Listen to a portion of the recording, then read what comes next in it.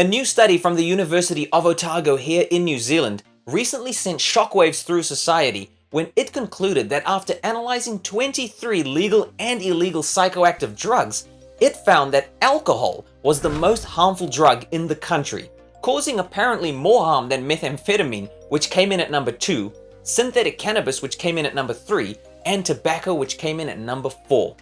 This is not going to be an easy video to make, and this is not an easy topic to talk about, but these findings need to be discussed. So let's get straight into it. Ventura Nutrition. Fun facts! What's up guys, I'm Roger Ventura, qualified nutritionist and resident supplement nerd here at Ventura Nutrition with over 20 years experience in the health and fitness industry. Today, we are talking about the brand new study from the University of Otago that put alcohol as the nation's most dangerous and harmful drug. This is episode 1 of a 3-part video series that I'm going to be doing over the next 3 weeks. I'll be releasing one video each week, and in each video we'll discuss a different aspect of this university study's findings. In episode 1, we'll be discussing exactly what Drs. Rose Crossan and Joe Bowden at the University of Otago found when they researched 23 harmful substances. In episode 2, I'm going to go into a little bit more detail on what exactly alcohol does in the human body and some of the organs and cells that it affects when you consume it. Episode 3 will be my final episode in this series and probably my favorite one, as I'm going to be giving you guys my favorite tips for not only repairing your body from alcohol damage using food and nutrition, but also as a means to curb alcohol cravings. Now, I just want to make a quick side note before we get into this video that I am just the messenger, and in this video I'm going to be reading you what the research findings showed, and I'm going to be comparing it to wider statistics from around the globe that give us a broader and clearer image as to what exactly is going on when it comes to alcohol and the harm that it causes in the human body. In the past, I've done videos on things like smart device addiction in children, or vaping and the cancer that it causes, and those sensitive topics tend to sometimes hit a nerve with certain people. For example, the vaping community, which took to the comment section and let me know their thoughts with some pretty colorful language. So if you're interested in uncovering more and getting a better picture of what exactly society is going through when it comes to alcohol harm, please keep watching and feel free to enjoy this video.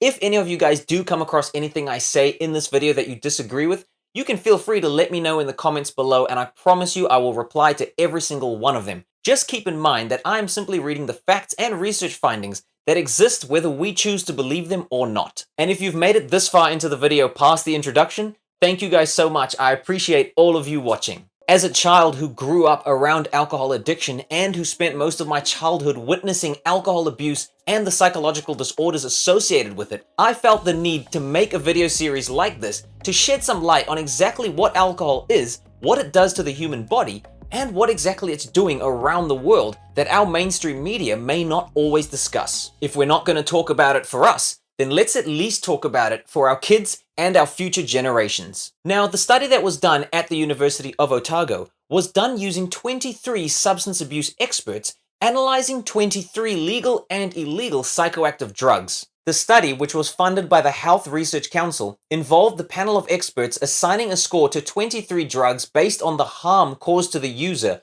harm caused to others, as well as societal harm. The criteria included drug-related mortality, drug-related damage, dependence, injury to others, crime, community damage, and economic cost. Overall, alcohol was ranked as the most harmful drug, mainly down to the harm it causes to the user, the harm it causes to others, and both of these were driven by really high scores from the panel of experts on alcohol's ability to cause community damage and high mortality. Now, at this point of the video, I can already imagine some people are watching this thinking, well, of course alcohol is going to be ranked at number 1. It's legally sold and it's used in more households than any other illegal or illicit drug. But here's the thing.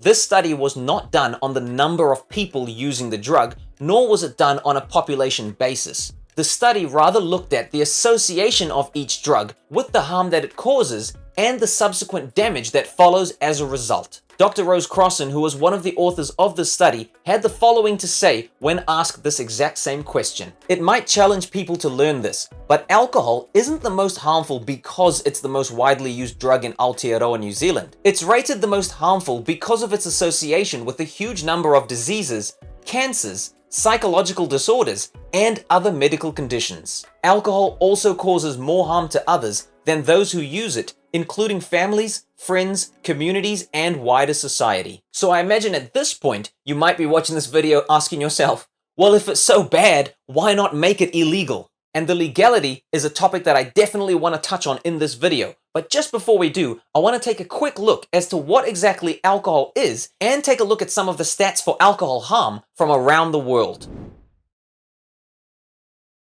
In a nutshell, alcohol typically refers to drinks such as beer, wine, or spirits. The substance in the drink, in the alcohol that causes the harm, is called ethanol, or also referred to as ethyl alcohol. Ethyl alcohol is made when yeast ferments the sugars in certain foods such as fruits, vegetables, or grains. For example, wine is made from the sugars fermented in grapes, while vodka is made from the sugars that are fermented in potatoes. Now, when you take a drink of alcohol, it absorbs into your bloodstream through your stomach and through your small intestines. Once it enters the blood, the body then sends the alcohol straight to the liver, which is your detoxification organ, as it tries to break down this poison and get it out of the body. When you accumulate too much alcohol in the blood, the body starts going into a panic and starts to send alcohol out through any means necessary. This is why when someone intakes a certain level of alcohol and they drink a bit too much, they start throwing up, because the body's starting to actually send the alcohol back out the way that it came in, through the esophagus and out of the mouth.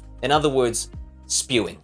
I'm going to be touching on this subject in way more detail in episode 2 as we uncover exactly what alcohol does inside the human body and how it affects your organs and your DNA. Make sure you guys are subscribed to Ventura Nutrition so that you don't miss episode 2 of this 3-part series. Now, not only is alcohol placed in the World Health Organization's highest category for cancer-causing chemicals, but it's also recognized by the World Health Organization as a psychoactive drug, falling under the category of depressants because of its sedative effects in lowering the body's central nervous system, slowing down the messages from your brain to your body, which results in things like slurred speech, unsteady body movements, hallucinations and disturbed perceptions, and the inability to act or think efficiently. According to the World Health Organization, alcohol contributes to approximately 3 million deaths worldwide per year.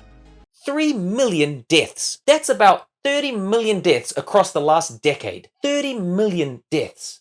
That sounds like something you'd have a lockdown over. The major causes of alcohol-related deaths within that approximate 3 million deaths per year are things like alcohol poisoning, liver damage, liver failure, heart failure, car accidents, and the biggest killer of all that's rising more rapidly than any other right now, cancer. Dr. Rose Crossan also analyzed suicides in New Zealand in a separate study, looking at suicides in individuals aged 15 years and over from the year 2007 to the year 2020. Dr. Crossan found that when analyzing 4,658 separate suicide cases, she found that 1,238 of those, so 26.6%, a quarter, had their suicide affected by heavy alcohol intake at their time of death. That means that 1 in every 4 suicides here in New Zealand from the year 2007 to the year 2020 was somewhat influenced or affected by alcohol. When looking at similar stats from around the World Health Organization claims that globally, approximately 55% of domestic violence perpetrators were drinking alcohol either prior to or leading up to the assault. And another one to note is the Los Angeles County Department of Mental Health that recently released findings stating that children of alcoholics are 4 times more likely to develop alcohol problems than the general population. Now, this video has been pretty doom and gloom, but I do want to make a point of mentioning that there are people out in the world who can take a drink and consume alcohol without having any of these issues come about. Alcohol does relax the frontal lobe of the brain, which incites feelings of euphoria, happiness, relaxation, and a general expression of positive moods. But this still brings us back to the initial question. If alcohol is causing so much harm, so much suffering, and so much disease around the world, why is it still legal and why is it still available? Dr. Nicola Lepera says, alcohol is the only drug that causes generational destruction, but is marketed as a celebration. What do you guys think? Is this an issue that's too far gone and it's too late to reel it back in? Has society and us as a human culture take an alcohol and run away with it to the point of no return? Or does the problem stem from us as the current generation not educating the younger generation and our kids enough about the harmful effects of this psychoactive drug? But there is just one more theory about an ulterior motive, and that is money. Is New Zealand's most harmful drug just too profitable to be made illegal or have any action taken against it? According to Alcohol Health Watch, the New Zealand government makes approximately $1.19 billion every year from alcohol sales, coming third to only tobacco at number 2 at $1.38 billion and petrol at number 1 at $1.92 billion. Needless to say, if you got rid of alcohol and cigarettes, our country of Aotearoa New Zealand would be losing close to $3 billion every single year. So here's my final thoughts. Because alcohol is legal and readily available, and served pretty much anywhere in the world, alcohol use, and in some cases alcohol abuse, has been completely normalized and widely accepted by most demographics. And because of these blurred lines, it makes it really difficult to differentiate between alcohol use and alcohol abuse, making it almost impossible for an individual who's suffering at the hands of alcohol addiction or alcohol harm to seek professional and proper help. Those are just my thoughts, but I would love to hear what you guys have to say. Please let me know in the comment section down below, and you know I will reply to each and every single one of you. And if you've made it this far on this video without exiting out or clicking onto the next video, if you've stayed and listened to all my boring alcohol facts, thank you guys so much, and I really respect that you guys are interested in discussing this very important topic. If you found this video helpful and you've gotten any value out of the information that I've given you guys in this video today,